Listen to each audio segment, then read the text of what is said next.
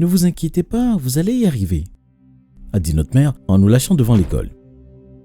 Moi et mon petit frère Lucas, nous sommes regardés sans vraiment y croire. On a dit au revoir d'un geste de la main. Tu es prêt? Je lui ai demandé. Il a hoché la tête et j'ai mis mon bras sur son épaule alors qu'on passait les grilles de notre nouvelle école ensemble. Salut, je m'appelle Noah. Ne regardez pas simplement la vidéo, mettez aussi un j'aime et abonnez-vous à notre chaîne pour voir d'autres vidéos. Oh, et n'oubliez pas d'activer les notifications. Alors que je m'asseyais à mon premier cours, je n'ai pas pu m'empêcher de remarquer à quel point tout était propre. Rien n'était de travers. Toutes les tables et les chaises étaient parfaitement alignées. Même les crayons sur le bureau de la prof étaient de la même taille et bien droits. J'ai regardé les autres enfants entrer, s'asseoir en silence et attendre la prof. La sonnerie a retenti et la prof est entrée à son tour. Elle a fait son appel, m'a présenté à la classe et a donné son cours de la journée. Pour chaque question posée, tous les enfants ont levé la main de manière ordonnée pour y répondre. Les enfants ne parlaient pas entre eux et ne riaient pas pendant que la prof parlait. C'était comme ça dans chaque classe. Même en marchant dans les couloirs et en allant de classe en classe, les étudiants faisaient la queue et le couloir était calme. Beaucoup trop calme à mon goût. J'avais l'impression d'être dans un film d'horreur et qu'à tout moment quelque chose pouvait jaillir pour m'attraper. J'ai été surpris par deux choses quand je suis entré dans la cafétéria. 1. Que les enfants ne se parlaient pas. 2. Il n'y avait aucun employé. Chaque étudiant attendait en ligne pour prendre leur part. J'ai repéré mon frère assis seul à une table. Je me suis à côté de lui et j'ai sorti le sandwich que j'avais ramené. « Est-ce que tu as remarqué quelque chose de bizarre dans cette école ?» Je lui ai demandé en mordant dans mon sandwich. « À part que tout est propre et calme ?»« Ouais, c'est assez bizarre, » a répondu Lucas. En observant les autres étudiants, j'ai réalisé que moi et Lucas étions les seuls à manger ce qu'on avait rapporté de chez nous. L'école a dit que les déjeuners étaient compris dans les frais scolaires, mais moi et mon frère sommes venus avec nos repas au cas où on n'aimerait pas les plats proposés par l'école. La cloche a sonné 1 heure après. J'ai dit à Lucas que je le verrais devant l'école après la fin des cours. Je lui ai souhaité bonne chance pour ses cours de l'après-midi et je me suis dirigé vers ma classe. Quand on est arrivé à la maison, ma mère était dans la cuisine en train de cuisiner. « Maman, qui t'a parlé de cette école? Elle est bizarre. » J'ai dit en m'asseyant à la table. « Oh, tu connais Madame Blackman, la femme avec qui je travaille? Eh bien, elle a inscrit son fils là-bas plus tôt dans l'année et elle a vraiment été impressionnée par son changement de comportement. Et il n'y avait plus de problème à l'école, ce qui est une bonne chose. Moi et mon frère ne nous sommes jamais mal comportés, mais mon frère a été embêté dans sa dernière année d'école. Alors, ma mère nous a déplacés. Je veux juste que vous, les garçons, passez un bon moment à l'école et que vous puissiez apprendre sans vous faire harceler par d'autres élèves. Et ça ne ferait pas de mal si Lucas apprenait à ramasser ses affaires de temps en temps ou nettoyer sa chambre. Ça serait un miracle, j'ai dit en rigolant.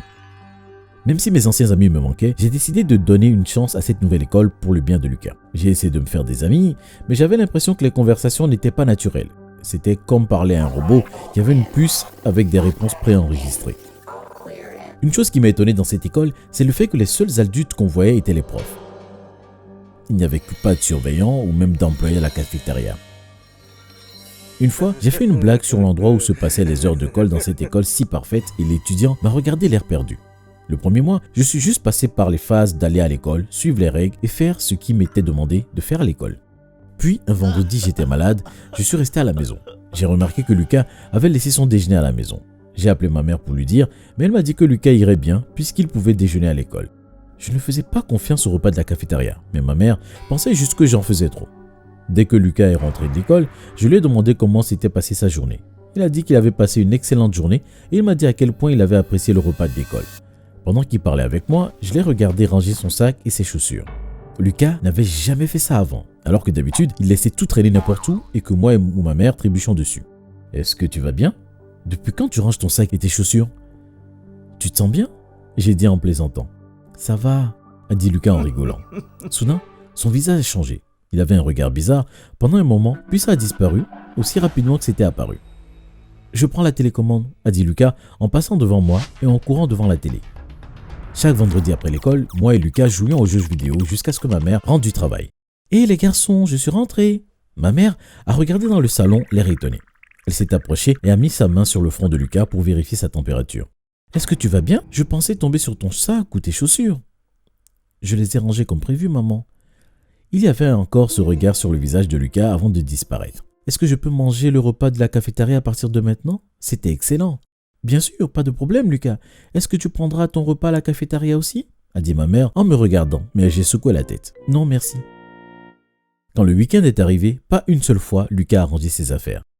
Cela m'a fait penser que je réagissais de manière excessive à l'idée qu'il range ses affaires le vendredi, mais la semaine suivante, mes inquiétudes sont revenues quand moi et ma mère avons remarqué de petits changements à propos de Lucas. Il ne flemmardait plus.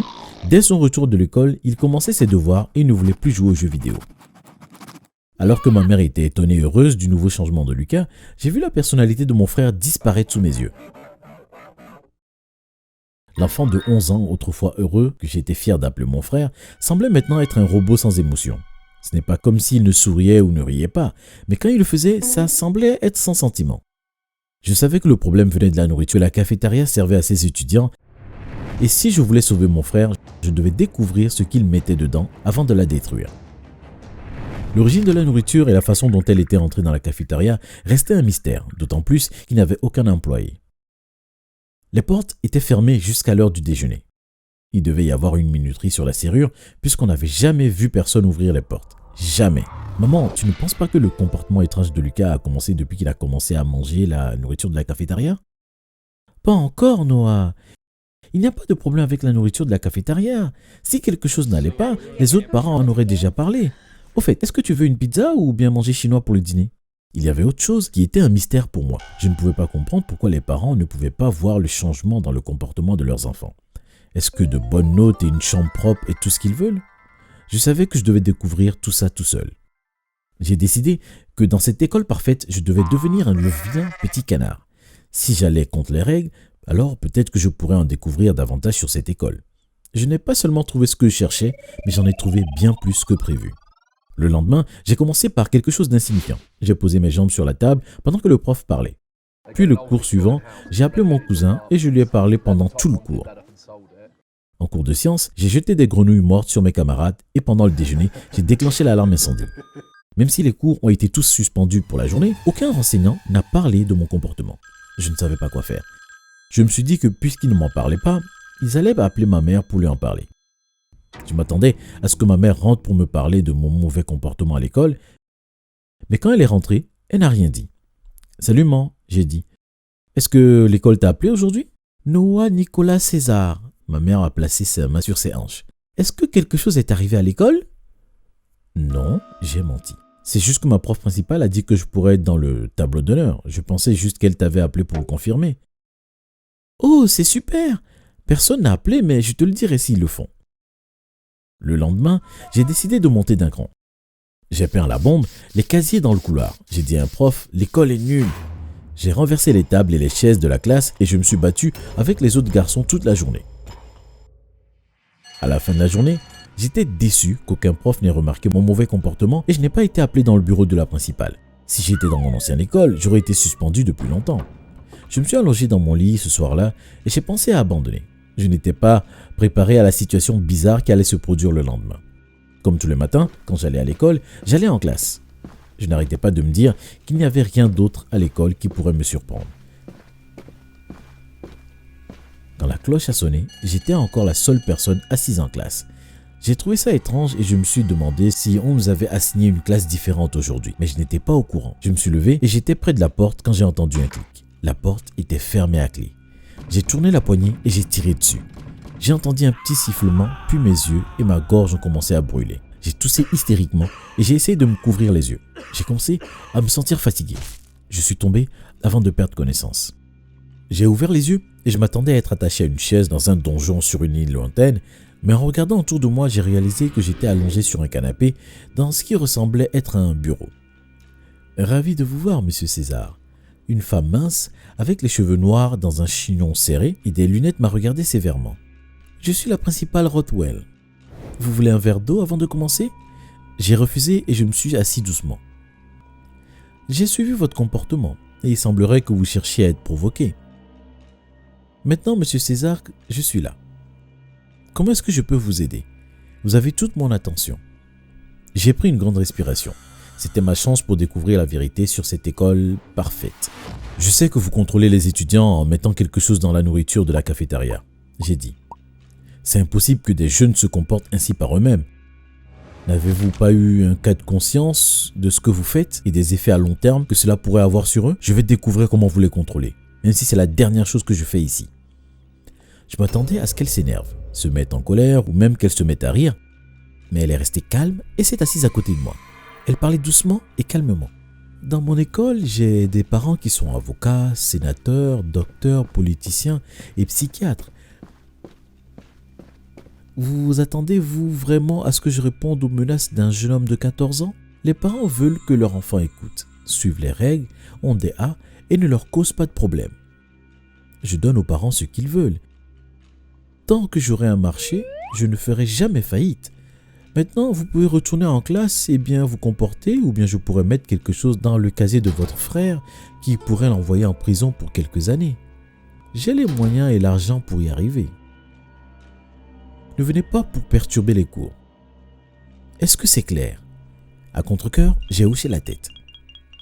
Bien, maintenant qu'on a terminé avec ça, passez une bonne journée, monsieur César.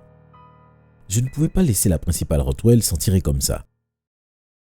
Je devais être plus intelligent. Lucas et les autres étudiants méritaient de vivre dans une vie où ils pourraient faire leurs propres choix et pas vivre comme des marionnettes. Quand ma mère est rentrée du travail cet après-midi-là, elle nous a appelés moi et Lucas et on s'est assis dans le salon. « J'ai reçu un appel de l'école aujourd'hui », a dit ma mère en nous regardant. J'ai senti mon rythme cardiaque augmenter et les paumes de mes mains sont devenues moites. La principale Rothwell a-t-elle appelé ma mère au sujet de ce qui s'était passé aujourd'hui? J'ai toussé. Alors, qu'est-ce que l'école a dit? La principale Rothwell a appelé. Moi et Lucas, nous sommes regardés nerveusement. Il semblerait que Lucas soit au tableau d'honneur de sa classe. Ma mère a pris Lucas dans ses bras et je l'ai félicité en lui touchant la tête. J'étais fier de mon frère, mais je souhaitais qu'il redevienne comme avant.